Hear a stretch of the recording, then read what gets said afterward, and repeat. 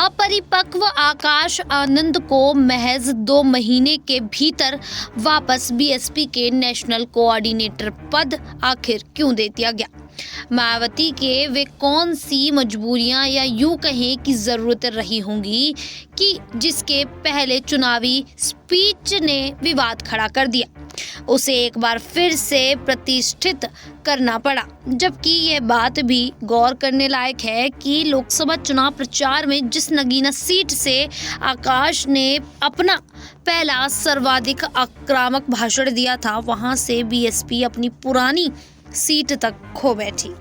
न सिर्फ नवोदित चंद्रशेखर ने वहां से धुआंधार जीत हासिल की, बल्कि बीएसपी कैंडिडेट सुरेंद्र पाल की जमानत तक रद्द हो गई। चंद्रशेखर ने 1,52,000 वोटों से जीत हासिल कर करीब 5.25 लाख वोट हासिल किए थे, जबकि बसपा को सिर्फ 13,212 वोट मिले थे। ऐसे में ये बड़ा सवाल बन जाता है कि बीएसपी चीफ मायावती के भतीजे और कोऑर्डिनेटर आकाश आनंद ने अपनी पहली चुनावी सभा में 6 अप्रैल को सबसे आक्रामक भाषण दिया था। नगीना से सांसद और भीम आर्मी प्रमुख चंद्रशेखर के खिलाफ जहर उगलने वाला यह भाषण खुद बीएसपी में इतना क्रिटिसाइज किया गया कि मायावती ने रातों रात उन्हें अपरिपक्व कहते हुए पार्टी के राष्ट्रीय समन्वयक के पद से हटा दिया।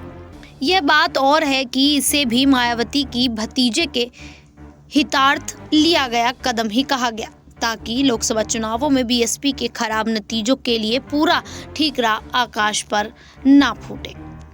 हाल ही में हुई पद बहाली के चंद दिन बाद ही आकाश आनंद ने इसी साल होने वाले हरियाणा में विधानसभा चुनाव के लिए इंडिया नेशनल लोकदल के साथ गठबंधन की घोषणा की।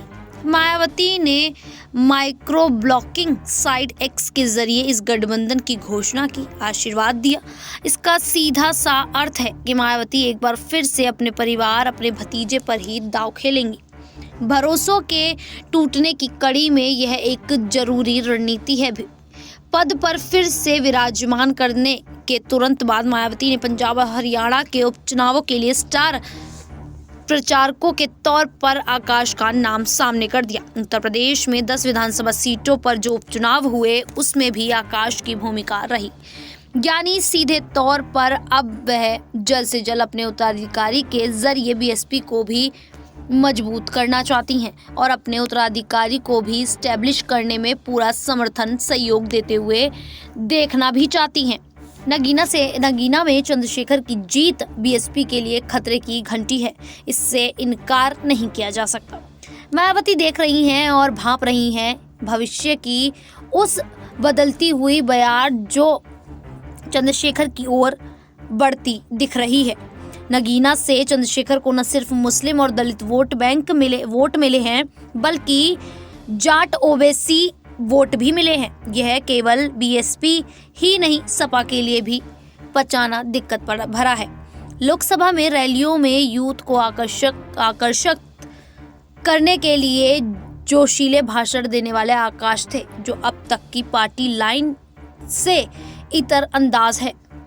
बसपा के पास सिवाय आनंद के यूथ फेस नहीं है। बसपा के एक धड़े को आकाश पसंद भी है और वो उन्हें चंद्रशेखर के सामने मजबूत ढाल की तरह मानते भी हैं।